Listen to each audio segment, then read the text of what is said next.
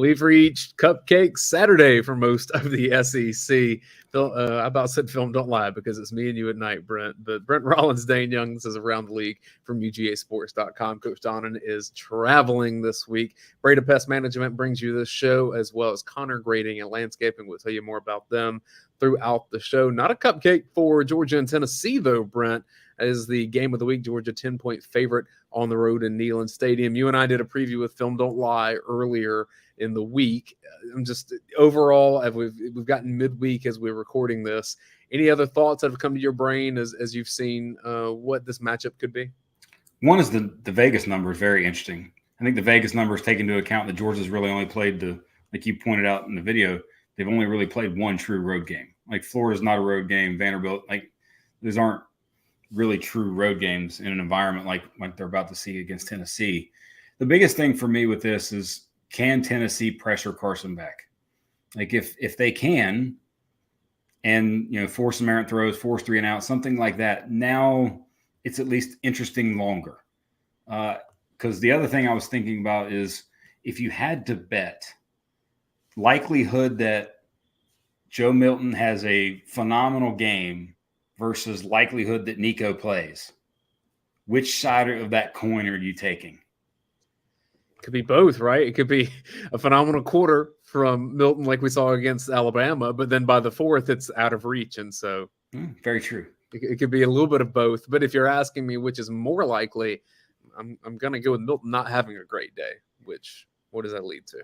Yeah. So, I mean, can he sort of ball out and make that one? Can they get some turnovers? Can the environment become a thing? But I think the biggest thing for me with Georgia, in any game that they play, the remainder, I think they can come back. Like if they're down 14 in the third quarter, I fully believe they can come back because of the offense. But if they get the lead, then it's like, to me, it's boa constrictor with the way they played defense, and it plays now to the strength of their defense with the secondary. The Vegas line reminds me a little bit of last week, what we were saying with Alabama and Kentucky. And yeah, there's a lot of differences between a noon game at Kentucky and what's going to end up being kind of primetime mid-afternoon game at Tennessee. Different animals. Yes. But it was about a 10 or 11-point spread for Alabama against Kentucky. Yeah. And they covered that in about 10 minutes. Still a trap game. Still I wonder if Kirby didn't Saban say he put traps, like mouse traps or something around the practice field? Did he say that? I don't know if I saw that or read that. I don't know where but typical sort of motivational thing like that, that was a trap game for them. And much like this is for Georgia, because of even the next two games, when you already know that you're playing in the SEC championship game and Bama is that opponent, that's kind of, interesting. We talk all season about what it's going to be. Well, in the end, it ended up being those two behemoths in the final game. Media-wise, if you're nostalgic, this is the last regular season game that Georgia will be on CBS.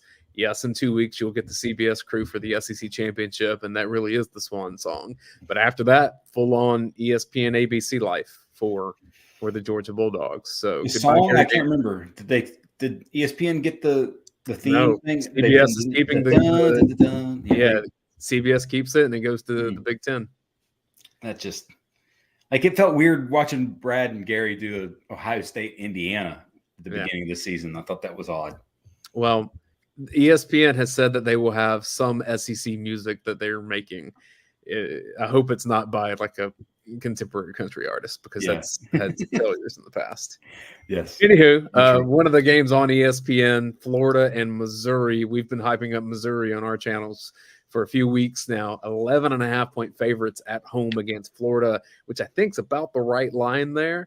We've seen Graham Mertz be efficient. We've seen him make some plays, but overall, Brent, I look at this Florida team and I'm like, they lost to Arkansas, and down the stretch here, 5-5.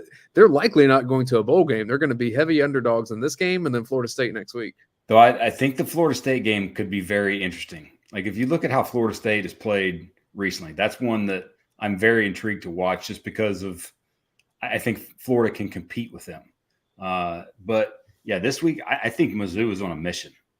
I saw the video of Cody Schrader where he's talking about, we didn't build this team off of chasing records. They were trying to get him the school record for all-purpose yards in a game, and he's like, "Nah, I'm okay. We We're not doing it for that. And you could just – there's a vibe with them that you can see.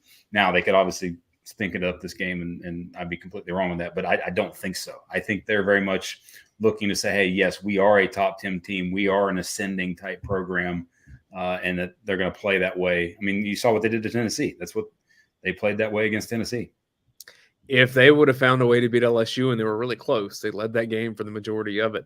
You're talking a team that could be able to backdoor itself into the playoff in a chaos situation. I don't see that happening. Yeah, no. I definitely don't see it happening with 2 losses, but I'm just saying we've seen they'd be on the fringe. They'd be on the fringe. A one-loss division team, especially if Georgia would have gone unbeaten, then they're right there on the edge of it if some crazy things happen at the end. And I don't think Washington's going undefeated the rest of the way. No. Oregon State, Washington State, Oregon again, and they're not even playing that well right now. They're getting through games, but they're not the same Washington we saw for the first month. So I do think that there is some turbulence, like you said, with Florida State, with Washington. Like there's some mixtures that can happen here at the top, but I don't think it reaches down to Missouri level, which is a bit unfortunate because I think they're one of the best teams in the country right now. Like, and I think they'll be currently playing. I think they're one of the best 4 teams right now. They haven't been all year, but right now they're playing that way. Yes, and I think the ranking was very justified. Like anybody who RJ Young that didn't think that Missouri needed to be above Louisville or something like that. No, sorry. Watch the games. Yeah. The talent's there, and Missouri's a scary team for anybody. Georgia wouldn't want to play them again. If this was 12-team playoff time and Georgia ended up on the same side of the bracket, they would not be looking forward to that. No. Hard to beat a team twice, and Missouri has a ton of talent. Curious if they can replicate it for next year. Let's quickly mention 7:30 on the SEC Network. Kentucky, a 1.5 point favorite on the road at South Carolina. South Carolina gets to be a home dog here, 4-6. They need to beat Kentucky and Clemson next week to go bowling. That's a tall task because Clemson looks to be back on track too. What do you think about this game? I haven't seen much from Kentucky to be impressed by, although Leary's playing better. Yeah, I still think this feels like a game that South Carolina wins. This feels – I just looking at Kentucky's schedule, like Alabama, then this, and then next game against Louisville, like I just have a vibe where they lose 3 in a row, and then now the Stoops hot seat gets very, very – it gets interesting at least a little bit because that's going to lead into some of the discussion we're going to have. It'd be at 6-6 that still make a bowl, but yeah. I just where could an administration look at it and be like, all right, we've kind of tapped out here, and are we okay with that or are we not? Like, are we okay with an occasional 10-win season, or do we think we can be better? Man, we'll talk about this in a minute. But if that I'm previewing what we're going to talk about at the end. If that begins to sniff itself out, there's a lot of Big Ten teams that are kind of in the coaching search right now that I think would be eager to bring in a Stoops. Michigan State. But I do think South Carolina gets this one. Yeah, it's hard to win in Columbia, and Spencer Rattler's still a good quarterback. They just can't protect him at all. And he's still playing his guts out. And I still think Kentucky has a decent defensive line. I'd probably lean Kentucky to get the win here, but I mean, it's the softest of leans. I think that being a pick'em game is close to right. And that's what the spread pretty much tells you there. We are brought to you by Breda Pest Management, the official pest control of the Georgia Bulldogs. They protect Sanford Stadium. They can protect your home as well. Getting cold around these parts, that means the critters are looking for some places to crawl into and get warm as well. Don't let that be your home. Let Breda Pest Management get them out of there and check on your home as winter hits here in the South. One of the things I love about Breda Pest Management, you can't go to a high school around this area without seeing the support that they have for high school athletics. So they're big football fans at Breda Pest Management, high school level, UGA. They support us. Please support them. BredaPest.com. I mentioned it's cupcake weekend for the rest of the teams in the SEC. That's the case. I'm going to just quickly, Brent, run through this whole roster. Stop me if you have a line or a game. I know this first one you want to. Auburn hosts New Mexico State. Auburn's a 24-point favorite at home. That's 4:00 on the SEC Network. It's at least interesting. I mean, they've won 5 in a row. Maybe is what it is that they've won in a row. So, like, New Mexico State is actually rolling a little bit. But that's an 8-win season for that program. 1, 2, 3, 4, 5, 6 in a row that they've won. So that's at least interesting. But I think I'm very curious to anything with Alabama for me right now. While I'm going to start watching and preparing for the SEC championship game, I want to see them play Auburn. because I think at Auburn, like that environment could be sneaky. That I think it's now they could blow their socks off and be rolling, and Auburn's playing better, and get Herb Street and all talking about them being jumping Texas, even though Texas beat them, which is insane. Yeah. But who knows? I'm curious. But Auburn's got to get through this first. I think they do, and I think that, but it's at least not a 50-0 kind of game. The intrigue in that Iron Bowl is that historically that's a tough thing for Alabama to go into Jordan-Hare, regardless of the status of that Auburn team, to win. Yep.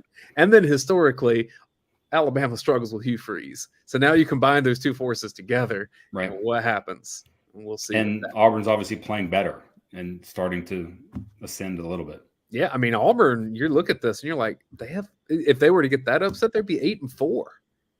And I don't think anyone would have thought that early in the season based on the trajectory. Now, no. I think 7-5 is much more likely, but 8-4 is potentially on the table. Leading up to the Iron Bowl, Alabama gets Chattanooga with the SEC Network Plus treatment. So get your. I think the rest of them are SEC Network Plus, right? Maybe is there one that's actually getting? Is LSU Georgia State getting the actual? Yeah, we got an treatment? ESPNU. We got an ESPN2. Well, the Mocs are going to go 0-2 in the state of Alabama. They actually lost to North Alabama earlier in the season. They don't have a point spread on that game, as far as I can tell. They do have one for Ole Miss and UL Monroe. You're a sick person if you bet this game. Ole Miss 37.5 favorites at home. That's a noon kick on the SEC Network. Mississippi State. I bet they cover that, by the way. You're a sick human if you. I'm not going to do that, but I would bet they cover it. If you advise anyone else to do it, you're enabling sick humans. Mississippi State, without a head coach right now, which we'll discuss after our next break here, gets Southern Miss at home. 14-point favorites for Mississippi State. That'd be to get to 5 wins, and then they need just some kind of magic in the Egg Bowl to get bowl eligible. Don't see it happening for them. Same story for Texas A&M. Interim coach against Abilene Christian. And that is a 12 noon kick on ESPN Plus, SEC Network Plus. They're going to win that game. They'll get to 7 wins with a chance at 8 next week against LSU. Don't like their chances with that, but a quarterback change. So if you're interested in future A&M, that may be something to watch because Max Johnson didn't really play last week. No. Florida International's at Arkansas, and Arkansas trying to get to 4 wins, 29.5-point favorites. That one is on ESPNU. So if you want a little FIU Arkansas action, you can get that 7:30 on ESPNU. And I think a sneaky one. I was a bit surprised that LSU is a 31-point favorite at home against Georgia State. I get they're much better. They're going to win this game. Georgia State's played some pretty good football in spurts this year. Now, spurts. I say they've 3 games in a row. They've given up over 40 points. Yeah, I know. And they went down to Statesboro and got walloped. But early in the season, they were playing some good ball. So I think the question there is, can Jaden Daniels get anywhere near the historic performance that he had last weekend against Florida? Because that was unreal. The question in this game is, does he want the Heisman? Because he can pad the numbers, and he's the favorite right now in my eyes. Yes, if they give it to the best player. Yeah. He's been the best player. If they did that, it'd probably go to Marvin Harrison or Brock Bowers, but numbers have to go along with that as well. Yes, they do. That's Cupcake Week in the SEC, and I need to give our friends over at Connor Grading and Landscaping some love here. Brent, when's the last time you had them out at your property to check things out? Because I know early on you had them out to get some stuff set up for you. It's actually been a while because I've been so busy just in general that I haven't really done a lot of external things. It's mainly just been day job and football, but I need to have them out. So it's about time. Yes. It's about time to get Connor Grading and Landscaping out there. I think this is a great time to do it just because, you don't have to worry about the status of your grass being like super green right now. They can get things set up for when springtime comes around. You're ready to roll. It's just easier to move some dead shrubbery, leaves, things that aren't blooming as much right now. And if you have bigger projects, I think that they'd like to get their big equipment out there, the machinery and the heavy equipment is what they call it on their website, and just show you what they can do. Have some ideas for you. The pros at Connor Grading and Landscaping, Mike Connor and his team, big Georgia fans, if I'm right, Brent. Yeah, yes, very much so. Very much so. They're awesome. They've been supporting us for, gosh, this is our third year now. So Third or fourth? Fourth? I think, third. I think you're right. Third. I can't remember. Back to back to back, huh? Okay. I mean, yeah. It seems to work, right? ConnorGrading.com is where you can learn more about Connor grading and landscaping.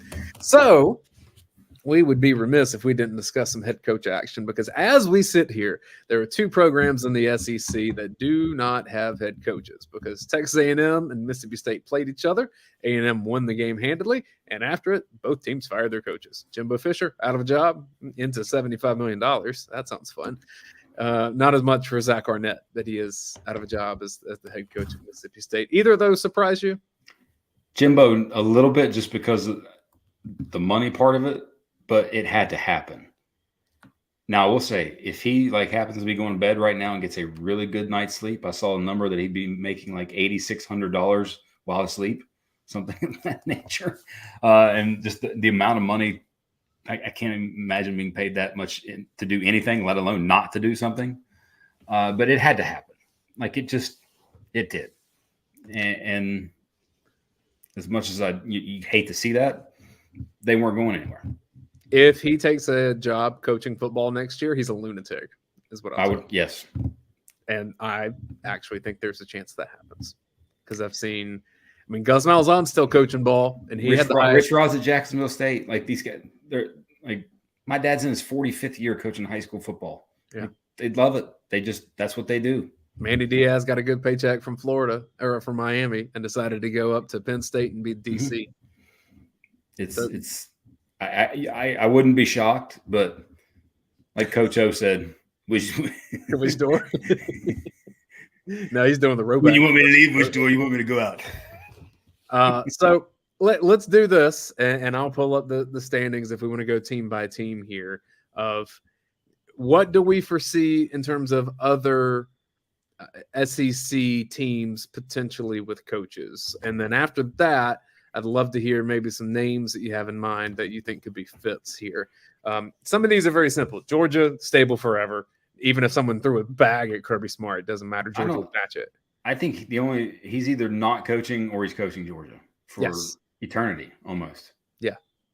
Eli Drinkwitz at Missouri. I suppose someone could offer something big to him, but it doesn't. He doesn't seem like one that would be top of mind for A&M. He feels very safe, very ascending, and I've built this, and this is where I am, kind of thing. He's in my safe category. Josh Heupel at Tennessee, not in trouble at all, but needs to pick it up next year. Next year he'll have his quarterback, truly have his quarterback, and I think, but he's also in my safe category. I'm going to skip over to the West here for a moment, just for safe ones. Nick Saban is the GOAT. So, but if he retired, he bought that house in Florida. If they go, if they happen to go on a run and go out on top, and he goes out on top and they win the whole thing, if that happens, could he say, peace out? If that happens, go ahead.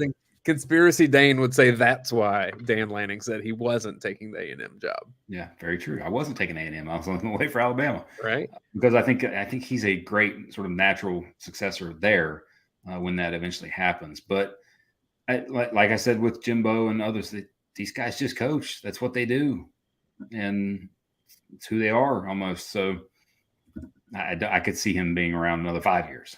Brian Kelly, very stable at LSU. Though, interestingly enough, they've lost 7 games in the last 2 years. Georgia's lost 8 games in the last 6 years. Yeah, but when he got there, they had 30 non-scholarship players. So I think he gets a leash. I understand what you're saying. And the quarterback development with Daniels. He was nowhere near as good.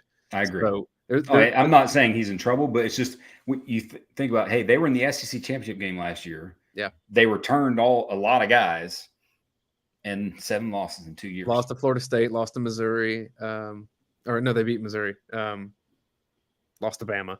Yes. I get it. Auburn, Hugh Freeze, safe there, first year. And actually showed a lot of progress, in my opinion.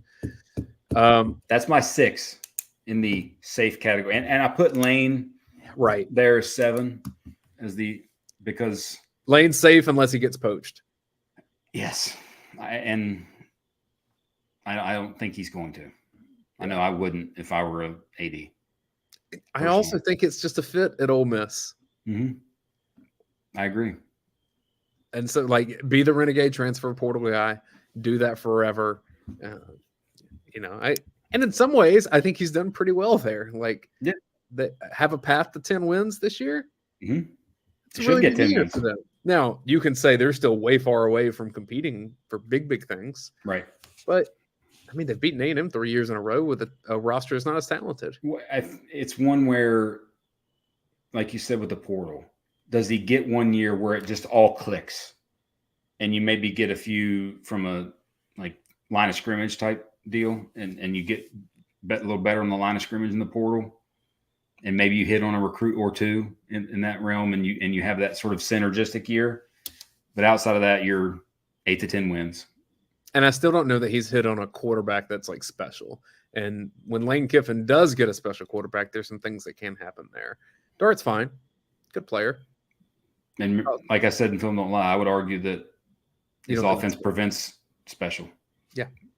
Let's get to other ones here. Kentucky will go there. Mark Stoops, we started that conversation. You think that could turn up a little bit? Because he's been a guy that you had to be worried about other teams poaching him more than him getting fired. You lose 3 in a row and you get absolutely dunked on like you did against Georgia and Alabama, where it just shows how far you are from truly competing. That's an administration. It's not like they don't have money. Look what they paid the basketball coach. Like, they got plenty of money and they can say, look, sorry, we think we can be a little bit better and take a step up potentially. Or, you're just good and you status quo stays. But he's one that could get interesting with 3 straight losses, 6-6 finish, that kind of thing. The thing about Kentucky is you look at it and you say they're kind of a casualty of last year Tennessee getting better, this year Missouri getting better, and Kentucky not being able to hang with that. Right. If Florida turns it back around, South Carolina gets something together, then all of a sudden you're like, oh, you're back to old Kentucky. And all these coaches that are potentially playing the portal game consistently. Computer lights went out, so darkened a little bit there. When you consistently play the portal game, you're going to have a season where it's good and you get a Levis and you get to 9-10 wins, something like that. And then you're going to have others where you just miss, and inconsistency is going to be there. Worrisome thing is they had a better offensive line like 3 years ago, and that was his calling card. Yeah, good running back, good offensive line. Billy I did not put him in the safe category, by the way. You did? Okay, I did not. I agree with that. No, I did not. You did not. No, okay. I think he's straddling. I think it's a lifetime achievement award to buy him a year. Do the same thing next year. I think you're on the hot seat. Yes. Billy Napier, Florida. Tough call, right? I mean, in the last 10 years, I think they've had 6 winning seasons and 4 losing seasons in the last 10 years. And this could be 2 in a row.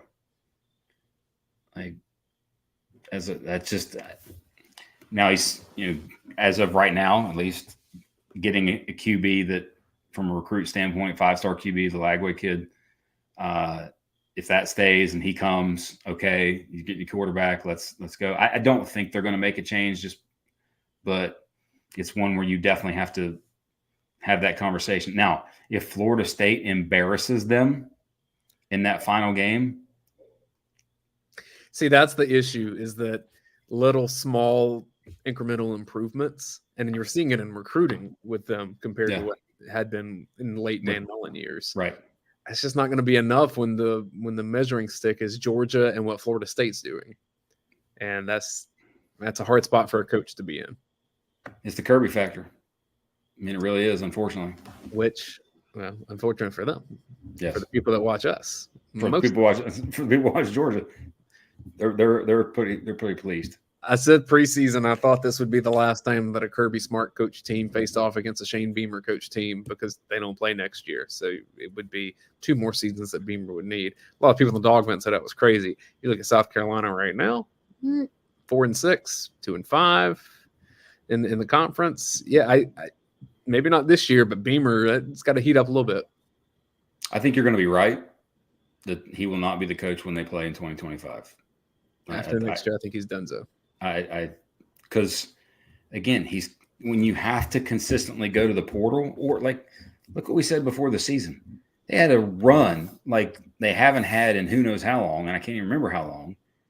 And 3 of their 4 best players left. Yeah. They can transfer it elsewhere. 4 of the 5, really. So that's not good. Yeah, I agree. I think you're going to be right.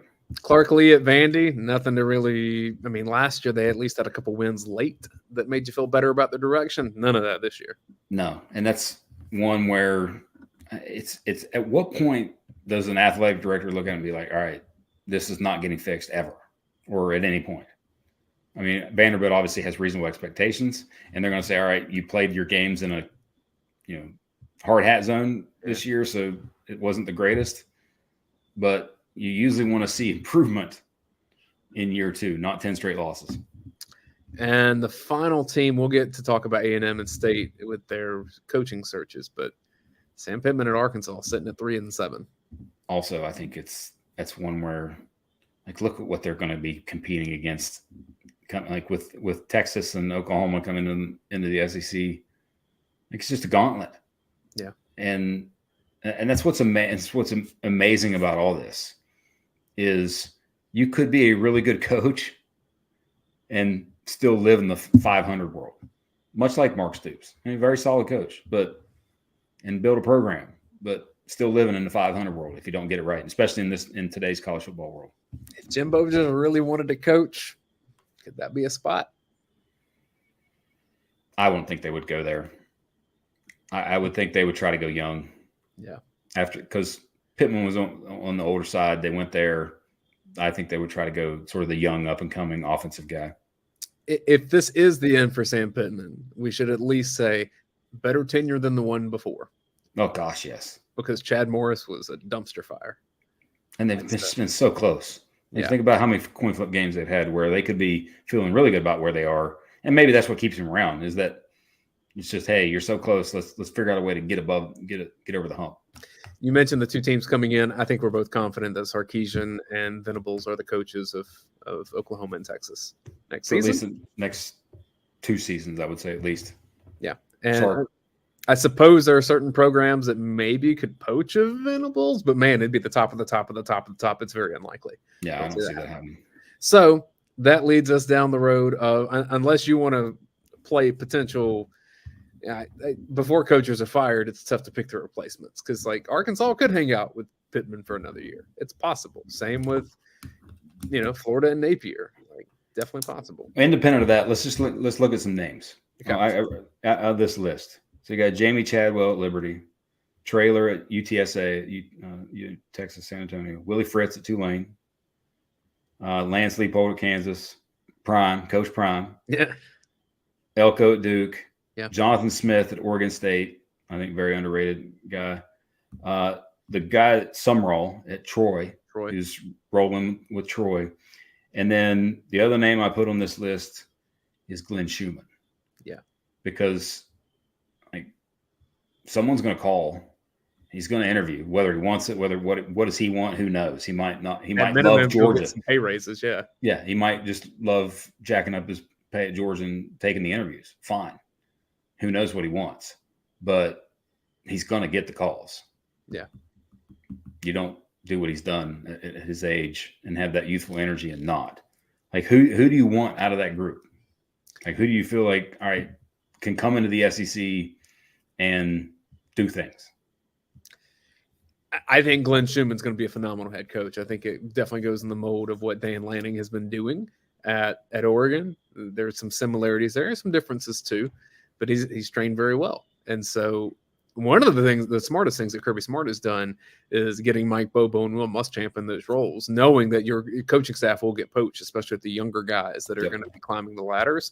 Having the financially stable dudes of Muschamp and Bobo who've already done those grinds, maybe not wanting to do that just so quickly again. Or at all, potentially. Yes. And look, Nick Saban did the same thing with Kevin Steele this year.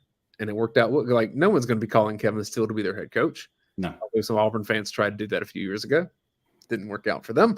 No. But Yeah, like that was a smart thing that Kirby did to have some veteran leadership on that staff, and just having former head coaches tends to make the current head coach's job easier. Glenn Schumann will be a head coach somewhere. I've had Dell McGee tell me before that he desires to be a head coach somewhere. If that happens, I'm not sure. I'm sure Todd Hartley is going to get some calls too for certain roles, and maybe he has to take a jump up as an OC somewhere, a play caller before he gets there. Whatever it looks like, I think Schumann would be the best of that list. In terms of other veteran guys, I think Willie Fritz is a phenomenal coach, but it's a little on the older side. Right. And so you don't see that as being super transitional for your program. And you think about the dilemma for that. Like if you are a Arkansas, for example, or even where Miss State is sitting right now, because they obviously don't have a coach. Like, do you want to hire someone like Chadwell, who's resurrected and dominated at Coastal Carolina, took over Liberty from Freeze, and has just kept it rolling, and has shown head coach ability? Or do you want to hire the assistant from the powerhouse, who's seen what the elite of the elite looks like, and has done, and can, because there's a way of business, I think, with recruiting that comes along with existing and being in one of those type programs that maybe you don't necessarily like, it, but you doing it is a completely different thing. But Elko from Duke, like that guy can coach his tail off, and I think would be a great hire for one of these type of teams that we're talking about. Well, the market is going to dictate some of this, because Texas A&M, in just terms of resources, but also just prestige, there are some of these guys you just mentioned that aren't going to Mississippi State that would listen to Texas A&M. Right. I think Glenn Schumann is one of those. I don't think Correct. Mississippi State can get a Glenn Schumann. I don't think Mississippi State would get a Willie Fritz. No. John Summerall, yeah, he'd go to Mississippi State. And that's what's like, I think that's what's interesting about someone who takes those jobs and whatnot, is it, how do you, like, because your sort of your ability to compete is already hamstrung in a way. The other because thing that I think, where you are. Do you think State calls Dan Mullen to see if he wants to re-up that? I mean, I'm sure they'll call. At least say, I'm happy on the lake. Thank you. And I think I saw he did an interview where he's like, I think I'm okay for now. But, even like Deion's not taking Mississippi State. No. There's no, or he's not going to Arkansas. Like to me, there's only one job that if it came up and he would even think about considering, and that's Florida. Yeah. I don't even know that he would go to A&M. I think he'd go to Florida in a heartbeat, because then he could stick to, the way he's talked about Florida State and things like that. But, it's a fascinating look, because success is going to change next year. What defining success changes next year. Yeah. If you're one of the 12, hey, I made the playoff. You might have no shot to actually win the title, but, making the playoff, like, okay. Well, and, you look at standings this year. Let's say Tennessee finishes the SEC. They have one more SEC. Who did they play? They play Vandy. They'll get a win there. Yeah. All right. So let's say Tennessee finishes 4-4 in the league, lost to Georgia and then Vandy. Right now, that says, third in the East. Not a terrible year. Next year, that becomes 7th in the conference. Yeah. And then all of a sudden, you're like, okay. You're in the top half. Yeah. And then all of a sudden, you're like, that wasn't a very successful season.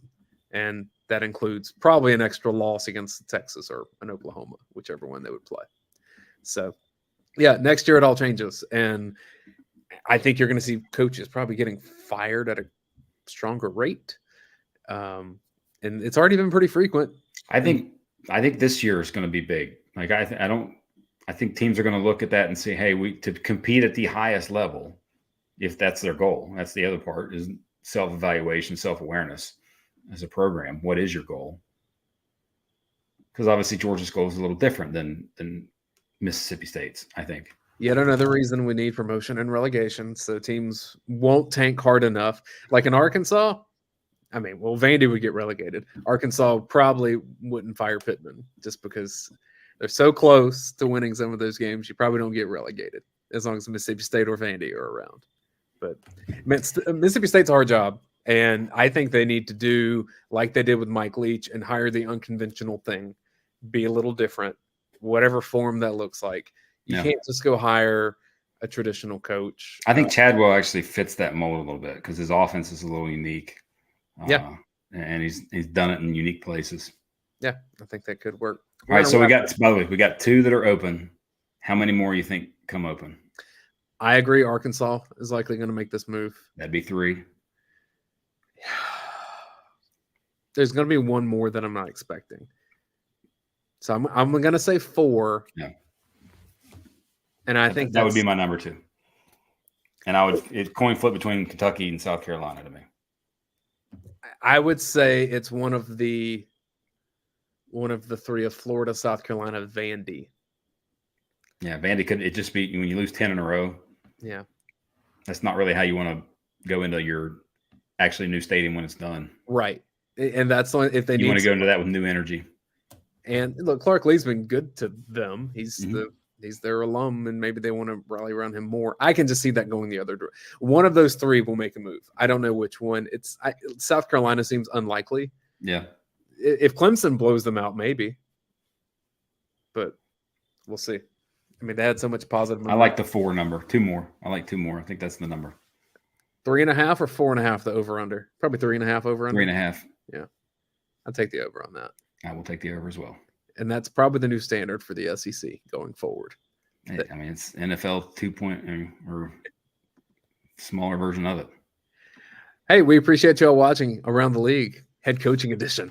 Kind of an all-season style. Connor Grading and Landscaping, ConnorGrading.com. Breda Pest Management, BredaPest.com. Thanks for their support. Please support them because they support us. And we'll see y'all next